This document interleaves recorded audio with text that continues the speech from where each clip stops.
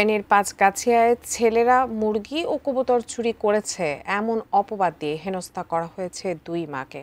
প্রকাশ্যে মধ্যযুগীয় কায়দায় তাদের নাকে খত দিতে বাধ্য করা হয়।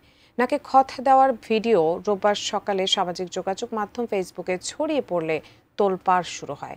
প্রায় 2 মিনিটের ভিডিওতে দেখা যায় আশেপাশে 4 এলাকার মানুষকে হাজির করেছে মুরগি ও কবুতরের মালিক জাহাঙ্গীর। অনেক মানুষের মাঝখানে সাজেদা বেগম ও জোহরা বেগমকে জিজ্ঞাসাবাদ করা হচ্ছে। ছেলের চুরির অপরাধে 2 জন মায়ের সম্পৃক্ততার কথা বলা হয়।